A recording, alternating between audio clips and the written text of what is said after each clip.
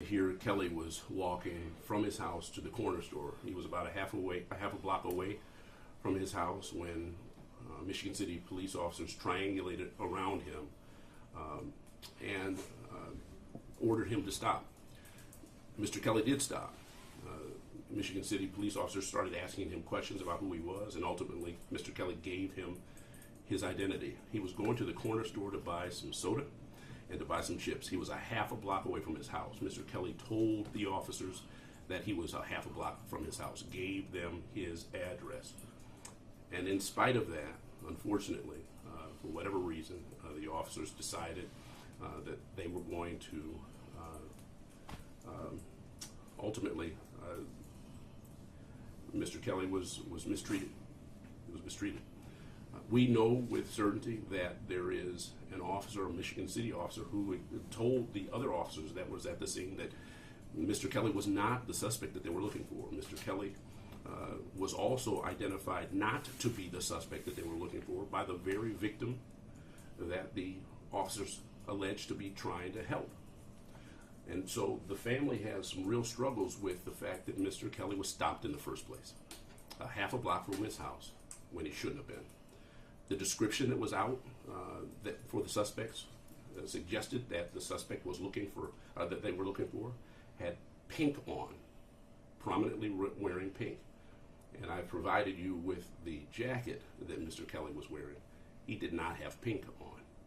He had a black jacket on, and in no way did he look like or resemble the suspect.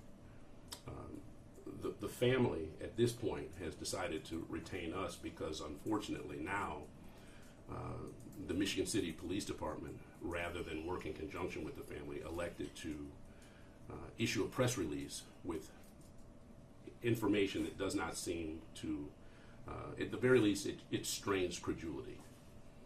How someone can be tased and then have injuries as dramatic and severe to their face, like Mr. Kelly does, is untenable. It doesn't make sense that someone be tased, they fall, and they have drag marks on their face. It doesn't make sense. And this family has real concerns about that. In fact, the community has real concerns about that. One of the main concerns that we have is that now, despite not charging Mr. Kelly before, police are now threatening Mr. Kelly with being charged for walking down the street half a block from his house. And so I know that Ms. Baylor, Mr. Kelly's mother, wants to speak to some of the things that she's come to learn.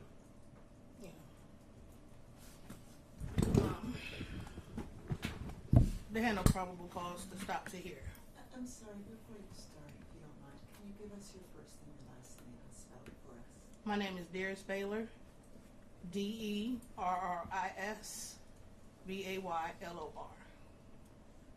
I'm Tahir Kelly's mother.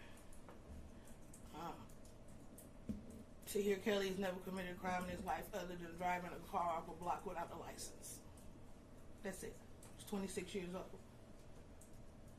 They had no probable cause to stop Tahir. He wasn't doing anything. He wasn't doing anything. He didn't fit no description.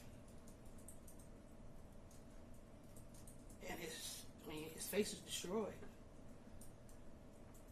Why don't you talk to them about the medical procedures that he's going to be facing? Well, all of his teeth are up, and they got to get them out. And we was told they may have to take him to Indianapolis to get surgery on his face because his face is fractured. He has staples and stitches. He's really messed up.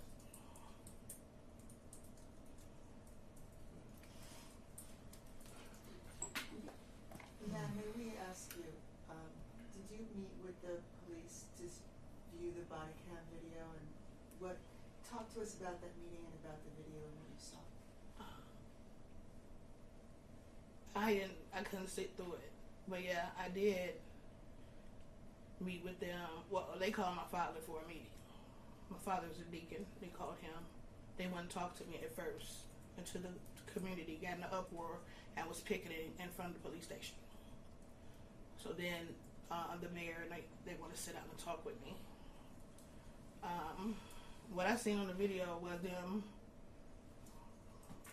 surrounding my son for no reason. They didn't have a reason to be surrounding my son. And I couldn't watch all of the video. I couldn't watch it. So if you couldn't watch all the video, how can you allege that your son was mistreated and that what happened isn't in fact what they say, which is that he was tased and fell on his face? Because the injuries to my son has just didn't add up to a tase and fall. Not to me. How do you get all that and you get, it looks like he's scraped. If you fall and you're tased and you fall, then how do you get it scraped? How's the whole side of your face scraped? But they gave you the opportunity to see how it happened. Yeah. It's fair to say. Good question. And What I would say, Michelle, is that what I would say is this, Michelle. She wasn't the only one in the room. No. Okay, it's a good question. The practical reality of it is that we are calling for the release of the video. The release of the video is going to put everybody in a position where they can feel a lot more comfortable. What we do know is that if you fall as a result of being tased, you will have one strike point. You won't have drag marks across your face. And those inconsistent injuries seem to belie what they put out. It seems that the press release that they issued was very, very favorable to them. And that the excessive force probably used in this matter is something that we all need to be concerned about. But again, they gave her the opportunity to watch the video. Very true. And her husband watched the entirety of the video. So while she had was not able to manage watching it, her husband did. Is that So yourself? No. No. No. Is he? Are you able to tell us what was on the video that you saw? that's fair. That's fair. I think you should. I mean, if you watch the entirety, we'd like to know what it is. I think that you should.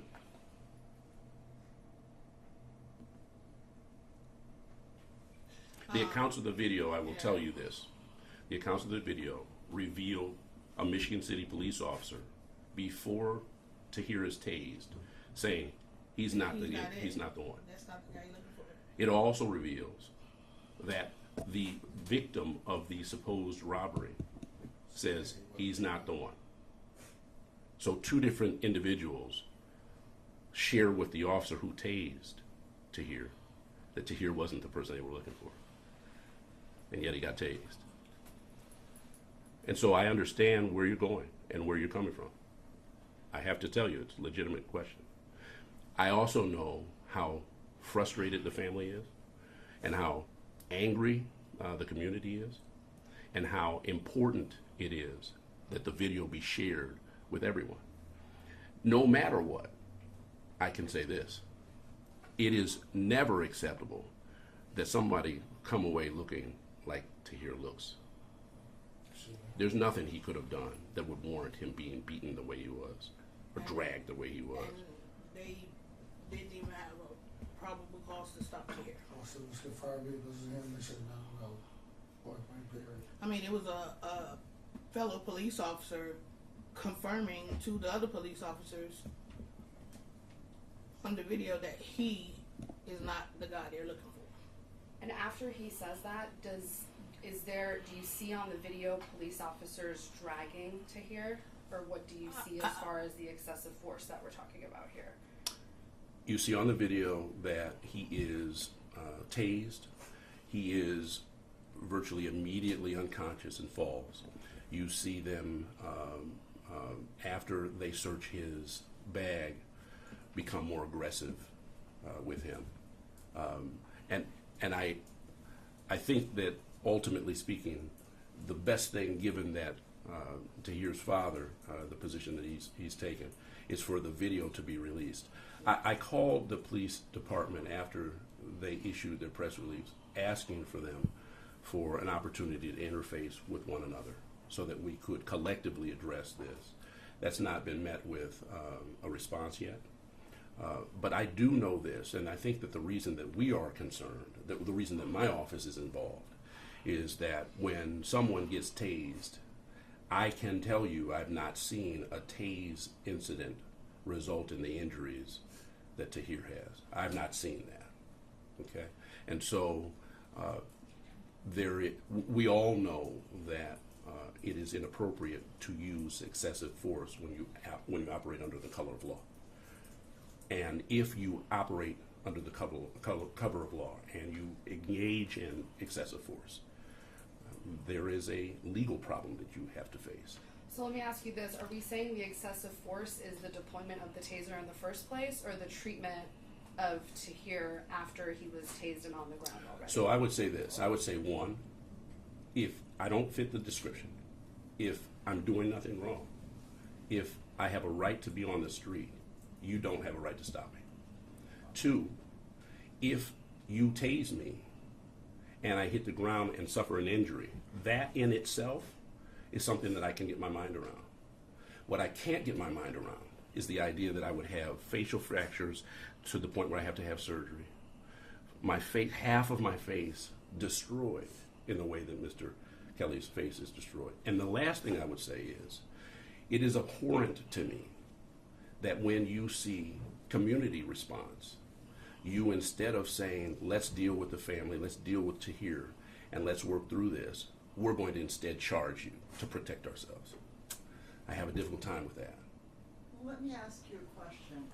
In the press release by police, they say that during the course of the stop, I'm quoting here so I don't get this wrong, officers were unable to confirm the identity of the 26-year-old male who initially gave varying names. What is his, take on that? Was that the case? Was he not giving his real name? So Tahir ultimately gave his full name.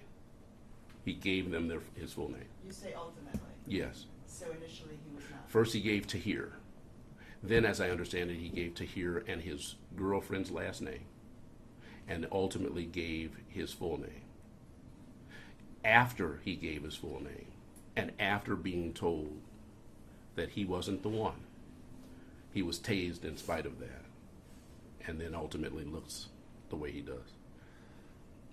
Have you formally requested that Michigan City Police Department release this video? So, yesterday night is when we first got contacted. As you probably are aware, unfortunately, Tahir's family didn't know where he was until yesterday afternoon. So I did call and ask for the video. I did call asking that we have an opportunity to meet with the sergeant. I do think it's appropriate. I'm formally doing so now, and will do so formally again in writing.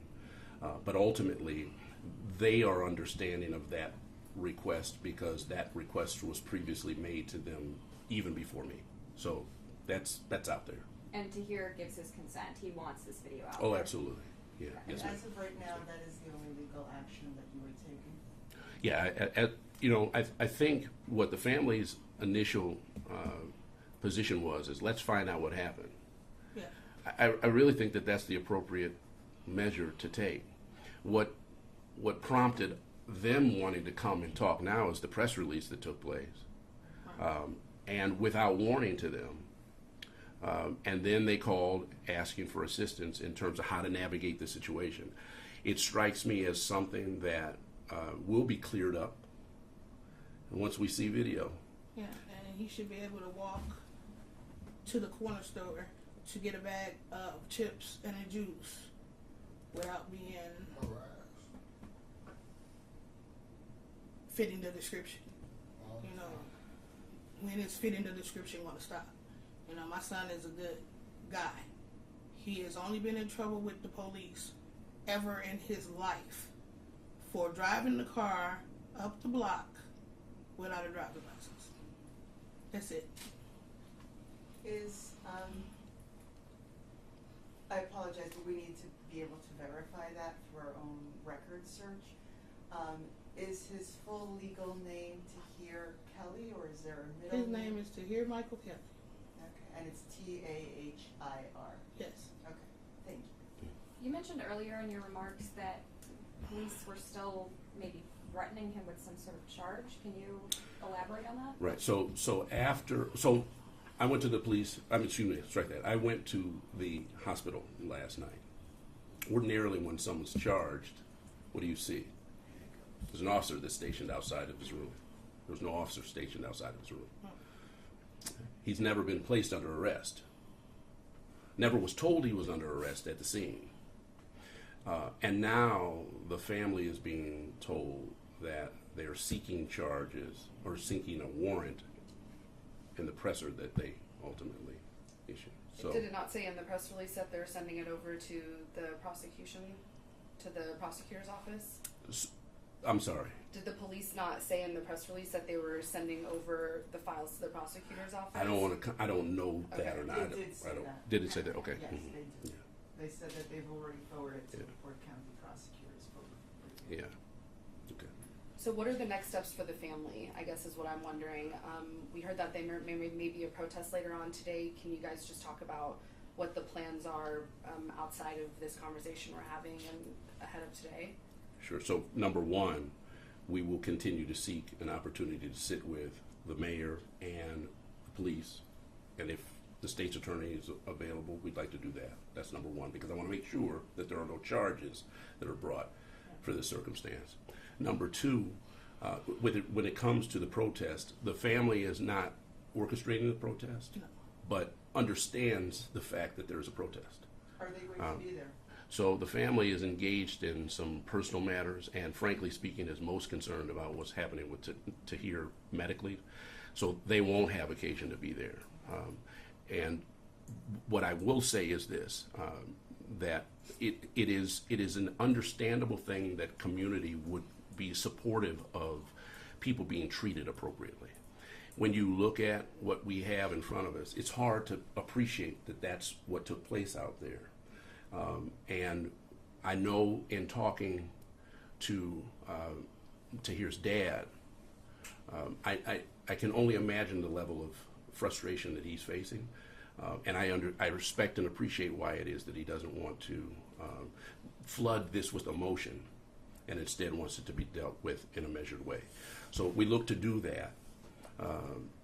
And ultimately, if it comes to pass that it's necessary that we file suit, we would do that. I hope I'm not put in a position where the only way I can get the video is to file suit. That's the type of thing that might happen. But we'll see what the response is. And if they hadn't unlawfully stopped him, and if they hadn't, if he hadn't fitted the description, and then he was confirmed by the other police officers that he was not the person that they were looking for, he wouldn't have been tased and nothing would have occurred. He should be able to walk to the corner store a block up from my house, not even a full block, and not go missing and we don't know where he's at. He just didn't come back from the store. And that's the other thing. The way that the family ultimately found out what happened to Tahir and where Tahir was is they had to call around. He was expected to come back in half an hour. An hour goes by, 3 hours goes by, and no Tahir. And they start having to call around to try and search for him. And that's uncomfortable, particularly when the police knew who he was at that point and knew his address because he provided them with the address. It would have been easy for them to just go and say, hey, listen, this is what's going on with Tahir. That didn't happen, apparently. And so you only located your son yesterday? Yes, absolutely. So he was not obviously in a position to be able to call and let you know? No. He can't, Tahir can't eat. Yeah, His- no, I mean, his- he wasn't able to obviously communicate to his Yeah. doctors, this is my emergency contact Yeah. or anything like that. But prior to when they approached him with no probable cause, he's telling them my address. He's telling them my mom lives a half a block right there, and she's outside right now. He literally walk to the neighborhood corner store to get a bag of chips and a pop. That's what he was doing. And my feeling is, He lives with you. Yeah. so, and my feeling is, you know, you often see when police officers are looking to communicate with potential witnesses or those that they want to, you know, that they want to speak to, they just leave a card. And when you have the address and you know a situation like this happened, all you got to do is leave a card. They didn't do that. And I mean, let me say this. Let's not paint the narrative. Let me say this as well. Let's not paint the narrative of, you know, here it is. I mean, let's not paint the narrative of, you know, this young black man is presumed guilty, because, as we stated earlier, what was he doing? He was walking to the corner store. He wasn't breaking the law. He wasn't doing anything. He wasn't committing anything. I mean, from what we know, he was just walking to the corner store to get a bag of chips and a pop. Here it is. Okay, they thought he was someone that he wasn't. The individual that they were looking for had on pink. He had on black. Color contrast doesn't match. I mean, we cannot forget the climate of the world that we're in, where we've had other instances where this type of situation has actually turned out worse. And so that's the point of this. And so that's why we're asking for the video. That's why we want to see the video. That's why the community is requesting the video, because, you know, there are concerns, there are questions. Because, I mean, if you were suspected of him being a particular suspect, when you found out he wasn't a suspect, he should have been released. You know, he should have been allowed to leave. He should have been allowed to go. You know, and so when you look at these images, I mean, literally, when I first saw the picture, when one of the family members reached out to me, when I first saw the pictures, you know, my first sentiment was, here we go again. You know, that was my first sentiment. I'm pretty sure that's everybody's sentiment that's seeing these pictures. Here we go again. So how do we solve that? Well, the only way we solve that is by releasing the video. The only way we solve that is by seeing exactly what happened step by step. Because other than that, you're going to have questions. And as I stated earlier, here in this climate of war that we're in today, we cannot ignore the fact that there are some officers that need additional training. There are some officers that need to know how to deal with certain individuals in certain climates of whatever situations are going on. And that might be the case here. Once again, this is an individual that was walking to get a pop and a bag of chips. And it turned from that to him having all of these bruises, him having all of this, you know, cuts and bruises and scars. So there's a lot of questions here, and rightfully so. And the family deserves answers. You know, the community deserves answers. Your name? Yes. Um, I'm Early Walker, community advocate. Spell it for me. EARLYWALKER. Thank you all. Thank you. Thank you. And my son is not, he's not that dude. He's not. My son is the humblest person. He will give anybody the shirt off his back. You know, he works for the Millsap, the guy used to be the chief of police. He No, takes him around to fire- everybody. fire. You know, he's not that guy. He do not gangbang. And the only thing he's ever done in his life was drive a car up the street without a license. He That's don't it. comprehend like we How did you say comprehend. that you said that he He's works out? slow. He If does the conversation is side fulfilled, work then with- he's not there. Hold on one second. Hold on. He does side work with a local guy, and you know, he's well known, and his name is Millsap. You know, he used to be the fire chief. You know, he's taking him everywhere to help him with it. He's not that dude. He's not. He's only ever done anything in his 26 years on this earth is drive a car without a driver's license. And that shouldn't even, you know, they shouldn't have did it. They should not have stopped him. They didn't have probable cause. There was no reason for him to be stopped. And him going to get a bag of chips and a drink, he should not look like that. I gave birth to him and I could barely recognize him. So, I just needed to add up.